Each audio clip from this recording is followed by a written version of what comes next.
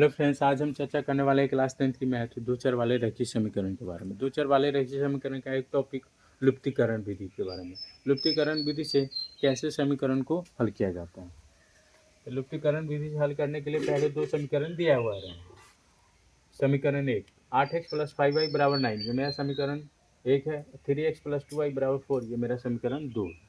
अब आपको सोचना है किस वाले टर्म को काटना है, एक्स वाले टर्म को काटना है या वाई वाले टर्म को काटना है। तो एक्स वाले टर्म को काटना है तो सबसे पहले लिखेंगे जो समीकरण 2 में एक्स का गुणांक क्या है 3, तो समीकरण 1 में गुणा कर देंगे। और समीकरण 1 में जो एक्स का गुणांक क्या है 8, तो समीकरण 2 में गुणा कर देंगे 8 से। और वाई वाले टर्म को काटना रहता है तो लिख देते समीकरण 2 का वाई का गुणांक क्या है 2, यहाँ पे लिख देते 2। और समीकरण 1 में जो y का गुणांक है 5, यहाँ समीकरण 2 में 5 लिख देते हैं।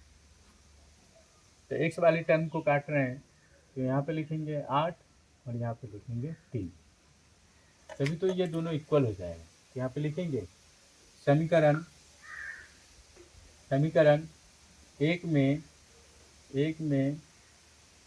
3 से गुना 3 से गुना 3 से गुना तथा समीकरण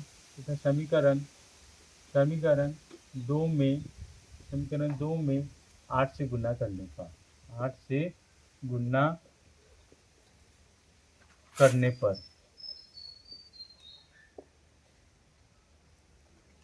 समीकरण 1 में 3 से गुना तथा समीकरण 2 में 8 से गुना करने पर। अब गुना कर दीजिए, इससे 3 में गुना करेंगे तो 8 3 24x प्लस 5 3 15 15y बराबर 9 3 27।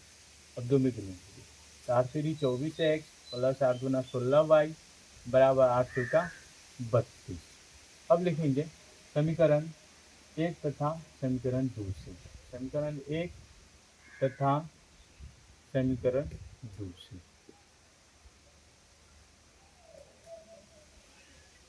देखिए 24x प्लस 15y बराबर 27, 24x प्लस 16y बराबर 32। अब यहाँ पे क्या करेंगे, चिन्ह चेंज होगा।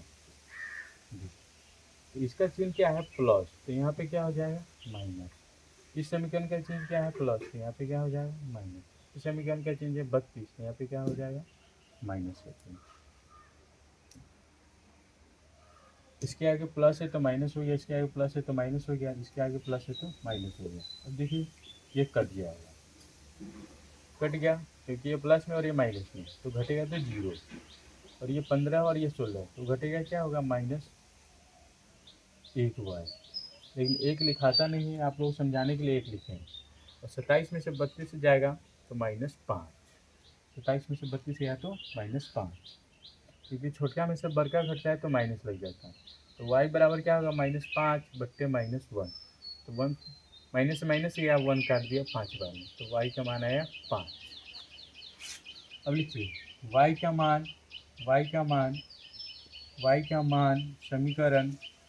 समीकरण एक में समीकरण एक में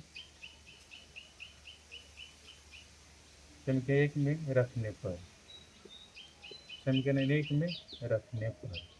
y का मान समीकरण 1 में रखने पर तो 8x प्लस 5y बराबर 9, ये मेरा समीकरण 1 है।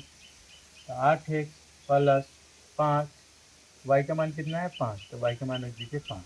ये 5y है, इसके मतलब इस दोनों के बीच में क्या है गुना के चिन्ह, 5 गुने y, तो y का मान रख दीजिए 5 बराबर 9।